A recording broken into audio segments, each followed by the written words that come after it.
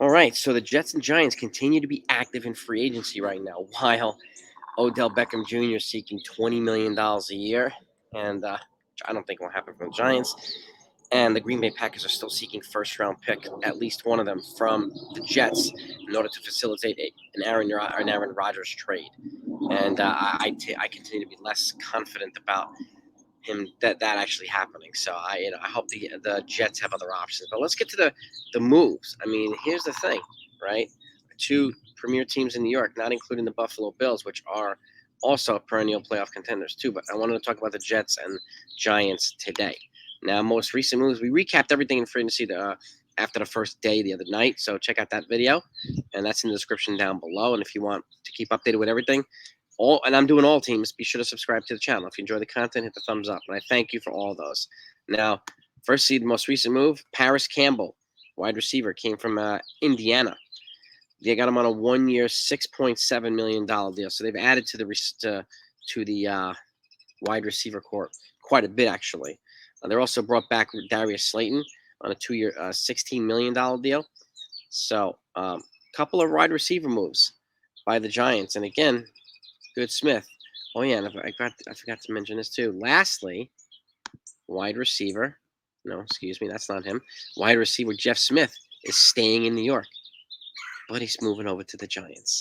So the Giants have actually added 3 wide receivers to the core, which means I don't think Odell Beckham Jr., especially at $20 million a year at this point in his career, is going to happen for the Jets. I just don't think it. I mean, for the Giants, I just don't think it makes sense. I don't think it makes sense for the Jets either. And they've already brought in, Alan Lazard as Aaron Rodgers' former wide receiver in Green Bay Packers. They've already added that. So I'm hoping that this thing happens with the Jets. But speaking of the Jets, I mean, they have to protect the quarterback no matter what, right? So they beefed up their offensive line, bringing in Adam Pankey as an offensive line protection, and versatile Wes.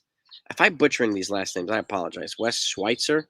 He's a versatile offensive tackle also from Washington. So they beefed up the offensive line because they lost a couple guys too. They lost Nate Herbig to Pittsburgh. They lost Dan Feeney to Miami. So they've also lost the defensive tackle Sheldon Hankins to Houston Texans. So there's quite a few players that the Jets lost. That's why I said the other day, and I'm confused as to why I was attacked so hard on Twitter, that I wouldn't be waiting around and doing nothing while just waiting for Aaron Rodgers' decision or whatever happens there. They have so many other holes to fill. They got gutted on the interior line. So defensive and offensive. So I mean, they still have several moves to make. I know the draft is coming up. They definitely, I would hope that they draft an offensive tackle and somebody else, maybe another center or something. But we'll see what the Jets do. But that's right now the latest moves from the Jets and the latest moves from the Giants. Again, the Giants really boosted that wide receiver core. They've already brought in a tight end in the trade from the Raiders. And now they've got, a top flight wide receiver too to go along with already offensive weapon Saquon Barkley and some other great folks over there too. So I like what the Giants are doing. I'm hopeful of what the Jets are doing, but I think they're a little bit further away than the Giants do. So I'm hoping the Jets make some significant movement. Bringing a couple more offensive tackles and versatile players. But let me know what you think. Load up the comments. Who are we missing here? Would you give up a first round pick? I mean, Stephen A. Smith yesterday from ESPN said they should give up 2 first-round picks. And it's like, no way. Come on, dude. He's like, desperate times calls for desperate.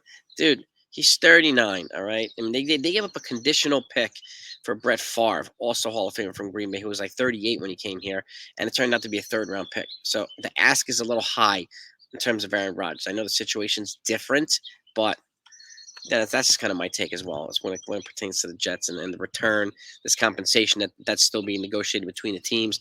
And I know they're going to hold out to try to get a first-round pick. I know Joe Douglas is trying to not to let that happen. So this is, they're basically looking at each other. It's a stare down, and whoever blinks first is whoever blinks first. So, but that's what we got right now. I'll recap the Bills as well so we can be up to date as to what they did, and obviously I'll keep you updated on all other significant free agent moves. And one of the big ones yesterday, Orlando Browns leaving to Kansas City, going to Cincinnati to beef up their offensive line to protect Joe Burrow, another great quarterback. So, but Kansas City is going to be fine as well. So that's what we got right now, gang.